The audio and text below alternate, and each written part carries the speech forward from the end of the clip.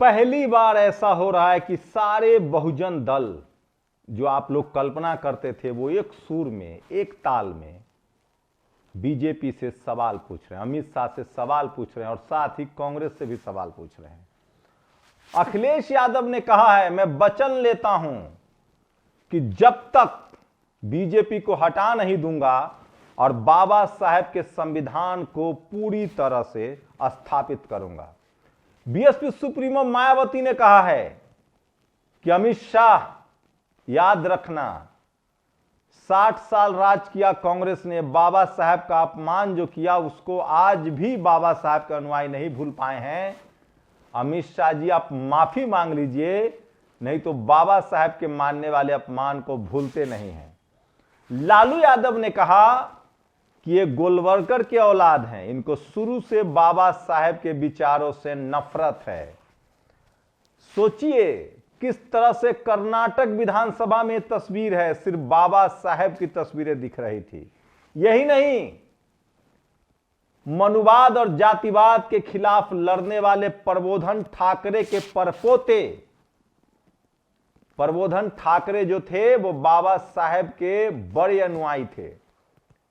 बीच में बाल ठाकरे कुछ भटक गए थे, लेकिन अब फिर से आदित्य ठाकरे ने बाबा साहब की तस्वीर हाथ में ली है और कहा है कि ठीक है, बाबा साहब हमारे लिए भगवान हैं। तमिलनाडु में स्टालिन की पार्टी बाबा साहब की झंडा लेकर चल रही है। आज कनिमोड़ी ने बाबा साहब की तस्वीर को लेकर प्रचार किया। सोचिए, आज ऐसा लग रहा था जैसे पूरा देश बहुजनमय है।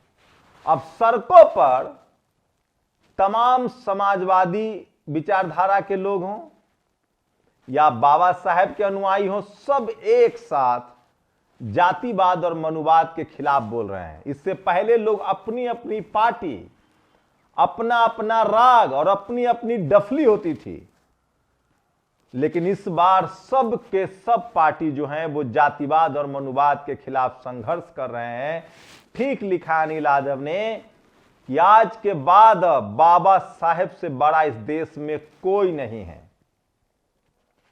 नमस्कार, मैं शंभू कुमार सिंह और आप देख रहे हैं नेशनल दस्तक। मैं बात करूंगा उस तस्वीर की जिससे साफ दिख रहा है कि बीजेपी और कांग्रेस के सांसदों के बीच क्या हुआ। राहुल गांधी पर एफआईआर हुई है, उसकी भी बात करूंगा, लेकिन सबसे पहले डॉक्टर बाबा साहेब भीमराव अंबेडकर की।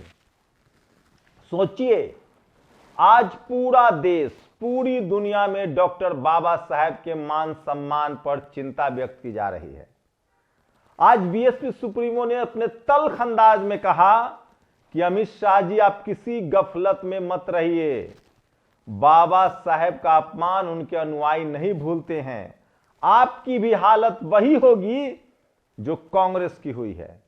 आप सोचिए, सही है कि इस देश में शुरुआती 60 साल तक कांग्रेस ने बाबा साहेब का सम्मान नहीं दिया, वो सम्मान नहीं दिया जो उनको मिलना चाहिए था। लेकिन सवाल है कि इसके लिए कांग्रेस को बहुजन समाज ने माफ नहीं किया और धीरे धीरे कांग्रेस ने जितना बाबा साहेब को दबाने की कोशिश की, खत्म करने की कोशिश की, कांग्रेस की हालत और पतली हो गई।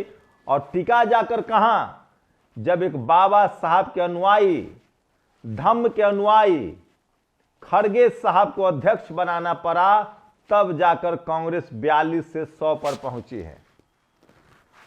सोचिए, वहीं बीएसपी सुप्रीमो मायावती जी ने कहा कि अमित शाह अच्छा होगा कि माफी मांग लीजिए, वरना बाबा साहब के अनुयायी भूलते नहीं हैं। अखिलेश यादव ने तो वचन दे दिया है। उन्होंने कहा है कि मैं वचन देता हूं कि मैं बीजेपी को और मनुवाद और जातिवाद को हराकर बाबा साहेब के संविधान को पूरी तरह से पुनः स्थापित करूंगा। ये वही अखिलेश यादव हैं जिनके मुख्यमंत्री दौर में कई सारी बड़ी गलतियां हुई हैं, लेकिन चलिए, देर सवेर ही सही तमाम बहुजन समाज के नेता एकजुट होने लगे हैं। हम लोग यही तो चाहते थे कि इस देश का शोषित वंचित समाज, जिसकी 100 में 90 संख्या है और जिसके पास सिर्फ 10 रोटी है खाने के लिए। सोचिए, इस देश में 90 लोगों के हिस्से में सिर्फ 10 रोटी है और 10 लोगों के हिस्से में 90 रोटी है। बाबा साहब उसी 90 रोटी को बराबर करने की लड़ाई लड़ते लड़ते परिनिर्वाण को प्राप्त हुए। बाबा साहब ने अपने बच्चे खो दिए। बाबा साहब ने रत्ती भर किसी से भेदभाव नहीं किया। बाबा साहब बदले से नहीं, बदलाव के लिए काम कर रहे थे। और सोचिए, आज इस देश का सोशल मीडिया की ताकत है कि बहुजन समाज के अब सारे नेता एक साथ और एकजुट हो गए हैं। अब आज के समय में बाबा साहब का अपमान करके कोई नहीं बच सकता। और इसलिए नितिन मिश्राम ने मांग की है कि भारत के संविधान निर्माता, आधुनिक भारत के संविधान निर्माता, दुनिया के 200 यूनिवर्सिटी में जिनकी तस्वीरें लगी हैं, दुनिया की कह रहा हूं, symbol of knowledge, Baba Saheb doctor Ambedkar की तस्वीर इस देश के हर दफ्तर में हो, जहां प्रधानमंत्री, महामहिम राष्ट्रपति और एक तरफ बाबा साहेब की तस्वीरें होनी चाहिए, ताकि लोगों को सनद रहे कि यह देश संविधान से चलता है और संविधान सर्वोपरि है और संविधान में भारत की जनता का सारा अधिकार सुरक्षित है। नितिन मिश्राम आपको बता दें, सुप्रीम कोर्ट के बड़े वकील हैं, संविधान के विशेषज्ञ हैं, मर्मज्ञ हैं। उन्होंने कहा है कि इस देश में 3 तस्वीरें जरूर लागू की जाए, एक महामहिम राष्ट्रपति, एक प्रधानमंत्री और बीच में बाबा साहब अंबेडकर की तस्वीर हो, ताकि चपरासी से लेकर चीफ जस्टिस तक को याद रहे कि यह देश पूरी तरह से संविधान से चलेगा, ताकि इस देश में महिलाओं को, गरीबों को, मजदूरों को, एससी एसटी ओबीसी को, शोषितों को और यहां तक कि इस देश में उन तमाम लोगों को जिनके साथ कोई गैर कानूनी या भेदभाव हो रहा है, उसको न्याय मिले। तो बाबा साहब, मैं बार बार कह रहा हूं, 21वीं सदी बाबा साहब की सदी होगी। और जैसे जैसे लोग पढ़ते लिखते जाएंगे, बाबा साहब का महत्व बढ़ता जाएगा, उनका मान सम्मान बढ़ता जाएगा। अब सवाल है, प्रोफेसर रतन लाल ने सवाल उठाया है कि जो संसद में एससी एसटी सांसदों का जो संगठन हुआ करता था, वो कहां है। अब सवाल उठ रहा है कि चिराग पासवान कब बोलेंगे। आज रामविलास पासवान होते तो वो जरूर इसके खिलाफ बोलते। हमें याद है, जब कांग्रेस के साथ वो रहे तब भी उन्होंने इस्तीफा दिया, जब एनडीए के साथ रहे तब भी उन्होंने इस्तीफा दिया, जब बीजेपी में रहते हुए एससी एसटी एक्ट पर भीतरघात हुआ तब भी उन्होंने उसको रिस्टोर कराया। कभी वो समाज के हितों पर चुप नहीं रहते थे। आज मांझी जी हैं, अनुप्रिया पटेल हैं, ये सब संविधान के मर्मज्ञ लोग हैं और ये सब संवैधानिक अधिकार को जानने वाले लोग हैं। और सोचिए, इसीलिए तमाम बहुजन समाज के आज नेता एक सुर में सुर मिला रहे हैं। और बाबा साहब का अपमान तो हुआ है। जो भाषा है अमित शाह की, मैं पूरी भाषा बता रहा हूं, अंबेडकर अंबेडकर कोट कर रहा हूं, अंबेडकर अंबेडकर अंबेडकर अंबेडकर। ऐसा लगता है जैसे एक फैशन हो गया है। अगर इतना नाम भगवान का लेते तो 7 जन्मों तक स्वर्ग मिलता, अनकोट। सोचिए, बाबा साहेब डॉक्टर भीमराव अंबेडकर का नाम जिस तरह से लिया गया और जिस तरह से उनकी तुलना की गई। अब लोग कह रहे हैं कि बाबा साहब फैशन नहीं, बाबा साहब पैशन है। बाबा साहब संविधान, आप उन्हीं के संविधान की वजह से होम मिनिस्टर बने हुए हैं। अगर बाबा साहब का संविधान न होता तो आप पुजारी तो बन सकते थे। पता नहीं आपकी जो आस्था है उसके हिसाब से आप स्वर्ग नर्क जा सकते थे, लेकिन आप देश का गृह मंत्री नहीं बन सकते थे, आप संसद नहीं जा सकते थे। आप दे दीजिए इस्तीफा और अपने आराध्य की सेवा कीजिए और 7 जन्मों नहीं 7000 जन्मों तक स्वर्ग जाइए। लेकिन जिस संविधान से देश चल रहा है, उस संविधान को बनाने वाले, देश को एकजुट करने वाले, इस देश की सेना को सबसे सर्वोपरि मानने वाली संविधान, बाबा साहेब का संविधान इस देश की सेना को सर्वोपरि मानता है। उस संविधान का अपमान अब आप नहीं कर सकते हैं, क्योंकि उस संविधान के रक्षक अब जाग गए हैं।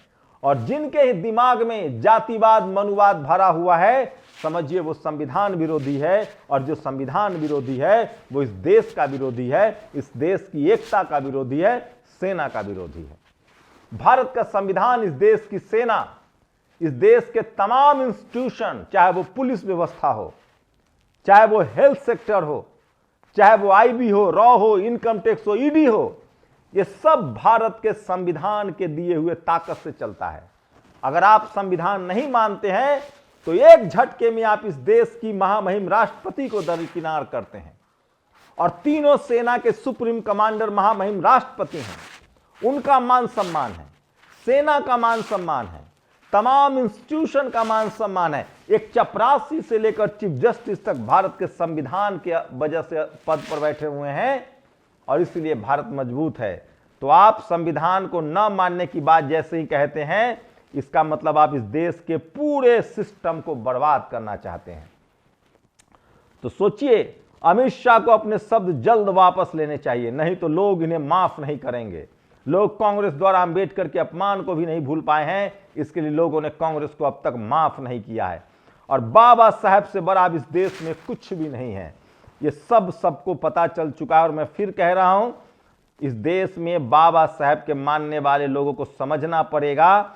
और अखिलेश यादव, भाजपा का दूसरों पर दोषारोपण कर अपने गुनाहों को पर्दा डालने का खेल खूब पुराना है। भाजपा ध्यान न भटकाए। भाजपा ने बाबा साहब का जो अपमान किया, उसके लिए हम सब वो लोग जिनके लिए बाबा साहब पूजनीय हैं और जिनके मन में बाबा साहब के लिए अपार सम्मान है, वो सब लोग भाजपा को कभी माफ नहीं करेंगे। भाजपा को सत्ता से हटाकर ही बाबा साहब के साथ उनके संविधान के मान सम्मान की पुनर्स्थापना का हम वचन उठाते हैं।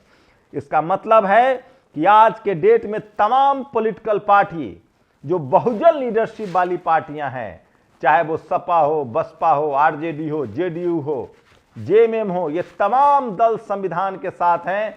ऐसे में चिराग पासवान, जीतन राम मांझी जी, अनुप्रिया पटेल, राजभर जी, निषाद जी, सब भी संविधान को मानने वाले लोग हैं और ये जरूर विचार कर रहे होंगे कि संविधान पर खतरा है, बाबा साहब का अपमान हुआ है। नीतीश कुमार और नायडू से एक सवाल पूछ रहे हैं, तो ये आज की सबसे बड़ी खबर है। और इसी बीच ये तस्वीर है कर्नाटक विधानसभा की, जहां सिर्फ बाबा साहेब बाबा साहेब बाबा साहेब है।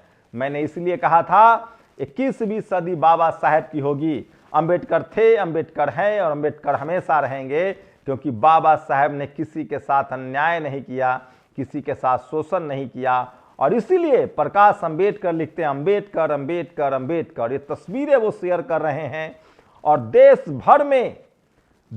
भर में बाबा साहेब की तस्वीरों को लेकर लोग धरना प्रदर्शन कर रहे हैं। बाबा साहेब का अपमान तो हुआ है, ये सिर्फ मसला राजनीति का नहीं है, उनके अपमान का है। अमित शाह जी, आप माफी मांग लीजिए, उसके बाद कोई मुद्दा नहीं बचता है। अंबेडकरवादी संविधान मानने वाले लोग हैं, आप चुन कर आए हैं, आप देश के गृह मंत्री हैं, आपको संवैधानिक दायरे में रहकर अपना काम करने का अधिकार है। लेकिन सोचिए, कम से कम इतना तो तय हो गया है कि अब आप बाबा साहेब का अपमान करना मतलब संविधान का अपमान है। भारत के 90% शोषित बहुजन वंचित लोगों का अपमान है। और इसलिए मैं कह रहा हूं, आज बीएसपी सुप्रीमो मायावती जी ने जो बोला है वो उसमें दम है। और अब अमित शाह को किसी भी कीमत पर बाबा साहेब का नाम लेना ही पड़ेगा, माफी मांगना ही पड़ेगा। और अमित शाह ने डॉक्टर अंबेडकर का अपमान किया, उन्हें तुरंत पश्चाताप करना चाहिए, वरना उन्हें मानने वाले उन्हें माफ नहीं करेंगे। ये बाबा साहेब की तस्वीरें हैं जो सोशल मीडिया पर आज वायरल है और देश भर में ये प्रदर्शन चल रहा है, देश भर में ये बड़ा प्रदर्शन हो गया है। और अब सवाल सरकार के दम पर टिकी हुई है कि क्या चंद्रबाबू नायडू, नीतीश कुमार, चिराग पासवान, जीतन राम मांझी, अनुप्रिया पटेल, जिनकी वजह से ये सरकार चल रही है, क्या इस सरकार में वो बने रहेंगे बाबा साहब के अपमान के बाद, या वो दबाव बनाएंगे? फिलहाल बीजेपी बैकफुट पर दिख रही है, साम दाम दंड भेद की कोशिश हो रही है, लेकिन सच्चाई है कि बीजेपी बैकफुट पर है। और बीजेपी, अमित शाह ने प्रेस कॉन्फ्रेंस भी की है, लेकिन उन्होंने अपनी गलती नहीं मानी है। और इसी बीच देश भर में जो जिस तरह से ये बात कही जा रही है, उसके बाद से संसद से लेकर शहरों पर कोहराम मचा हुआ है। देश के तमाम राज्यों में धरना प्रदर्शन हो रहे हैं। और अगर अमित शाह ने बाबा साहब पर माफी नहीं मांगी तो बीजेपी को जबरदस्त नुकसान होगा। और आज ट्विटर पर ट्रेंड कर रहा है, बाबा साहब अंबेडकर फैशन नहीं पैशन है। बीएसपी सुप्रीमो मायावती ने जिस तरह से ताकत दिखाई है, जिस तरह का उन्होंने बयान दिया है, उससे साफ है कि बाबा साहब अंबेडकर का अपमान अब देश नहीं सहेगा। और सोचिए, बाबा साहब डॉक्टर भीमराव अंबेडकर देश के नायक हैं, वंचितों के उत्थान के लिए जो किया अतुलनीय है, लेकिन वो भगवान नहीं है। हर्षवर्धन त्रिपाठी तुम्हारे लिए जो भगवान होंगे तुम उनका सम्मान करो। हम भी आपके भगवान का सम्मान करते हैं, लेकिन हमें आपका भगवान नहीं चाहिए, हमें बाबा साहब चाहिए। आप जाइए स्वर्ग, आप सुधारिए यह लोग, हमें आपसे कोई आपत्ति नहीं है, लेकिन हमें धरती पर जो मान सम्मान मिला है वो बाबा साहेब की वजह से मिला है, उनके संघर्षों से मिला है, बाबा साहेब के संविधान से मिला है। इसलिए आपके जो भगवान होंगे आप उनका पूजा पाठ कीजिए, बाबा साहेब पर टीका टिप्पणी से बचिए। बाबा साहेब ने हमें संविधान भी दिया है, हमें धम्म भी दिया है, और हम उनके वैचारिक संतान हैं। वो हमें वैचारिक हमारे पिता हैं, वो हमारे संवैधानिक पिता हैं वो। और आप थोड़ा संभल कर बोलिए, और आप जिनको अपना भगवान मानते हैं उनका पूजा कीजिए। और इतना ही शौक है तो कहिए अमित शाह को कि वो 7 जन्मों का स्वर्ग सुधारे और इस्तीफा दे दें। क्यों बाबा साहब के बनाए संविधान की वजह से गृह मंत्री बनना है, चुनाव लड़ना है? जाइए और अपने इष्ट देव की पूजा कीजिए, अपने भगवान की पूजा कीजिए, और अपना 7 जन्म नहीं 1000 जन्म जाके स्वर्ग में राज कीजिए। कौन रोक रहा है?